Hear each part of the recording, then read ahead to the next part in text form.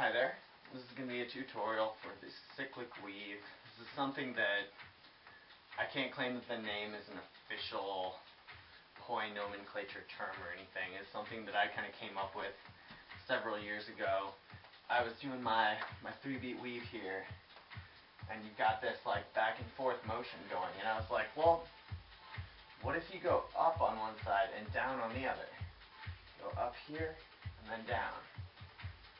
Suddenly you can do this little circle thing where, depending on which direction you're circling with it, creates a slightly different pattern. And then you can reverse it. It's exactly the same thing to reverse the cycle of the motion. It's equally simple. So then I had that one down, and you could do this thing with like 5 beats, which gives you a chance to kind of like slow it down and augment the pattern a little bit. And I had that, and I was like, well, if you can move it in one direction, what's stopping you from moving it in other directions? I mean, there's 3 dimensions, so, and I'm moving in this direction, so I'm facing towards you. My arms are going like this. They're keeping the same distance from my body, but they're circling around in this direction. So what's keeping me from going around in this plane? What's keeping me from going around in this direction? So I began to mess around with this a little bit more, and it might not be your most dramatic move by any means. I know a lot of spinners like to utilize the wow factor moves, like your anti-spin flowers and your little like triquetra Mercedes things, like things that people really catch on to and are wowed by, but I like to use the more obscure variation to things. So I just started messing around with this a little bit. And you can go this direction. And then if you wanna mess around with the other directions of it, you can do the same exact thing. And in one of these, since you're going against the direction of the poi spin, it's almost like a spin, anti-spin kind of thing. And that's this one where you're moving, your hands are cycling in like a horizontal plane, but this poi are spinning in a vertical plane. And so then you can change it around a little bit. Actually, this isn't the one that I was talking about that changes anti-spin spin. I mean, this one kind of does, but no more than this one does, because you're like when you're moving up, it's not spin or anti-spin, because one side of your poi is moving up, so it'd be spin, but the other side of your poi is moving down, so it's anti-spin. So, these two are just, they're just kind of contra to everything. It's like an orthogonal spin or something, like, I don't even know.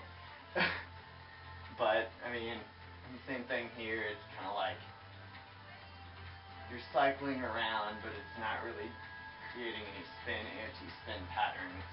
It's kind of like orthogonal spin, if there is such a thing. I don't know if that term exists in poi, but we're going to go with it. Like, cyclical weave doesn't exist either, but we're going with it here. So, and then the other one is the one that I was meaning to mention before, where it creates like the anti-spin spin pattern. So you're moving in the plane that you're spinning. You're going down on the far side for forward weave and up on the inside, really close to your body. And then you can also do like an anti-spin version of that. I'm not going to guarantee that I have these down perfect, but you can do these in either direction. And like I said, there's 3 different combinations for each forward and reverse. There's 3 different versions of the cyclical weaves where you can go in like a horizontal plane. You can do a vertical plane in front of you, once again, both directions in all of these. And then, last but not least, you can do the one that's in the same plane as the one you're spinning. Big spin, anti-spin. And so once you have this down, you can start to create like a little bit more complex patterns with it, you know, like kind of mix it up a little bit. You know, you're doing this thing. You do like almost like a weird figure 8 thing. Your cyclical weaves. This one I'm doing the vertical plane one in front of me. I don't know if that makes sense, but go with it. And then you can do like something like that, where you just kind of like change it up a little bit. Or you can do kind of a spin.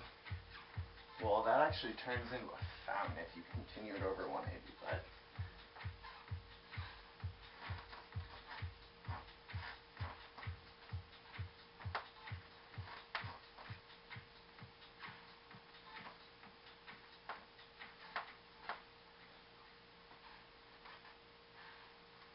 yeah, if you continue that one, it actually turns into a spin and like a regular fountain and an anti-spin fountain if you connect over. But you could do like a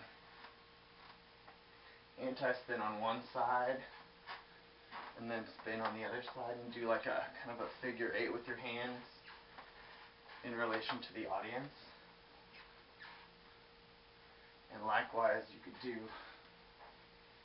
the same thing in reverse. And like I said before, you can do a 5B with this and kind of lengthen it out and augment the move. And you can turn with it. I mean, you can be doing your vertical in front of you.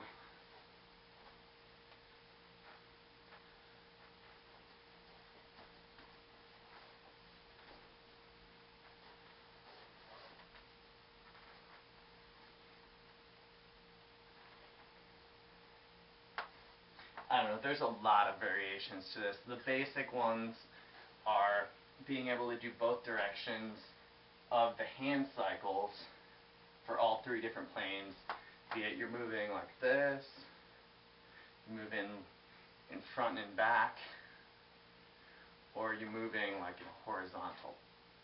I think I did them all, I don't know. But yeah, there's 3 different directions you can do. Just for the forward, you've got 1, 2 directions, you've got 1, 2 directions of that, and then you've got 2 directions of this one. So it's 6 possibilities for forward, so you've got 12 possibilities for forward and reverse, plus all the different combos you can mix into that. So it's just something that gives you, you know, something a little different that you can toss in there. Like I said, it might not be your favorite thing. It's not maybe one of those wow factor moves at all times, other than the one that actually does kind of the anti-spin one is kind of a wow factor. It's almost like an anti-spin fountain, but, well, this one's kind of like a fountain too, but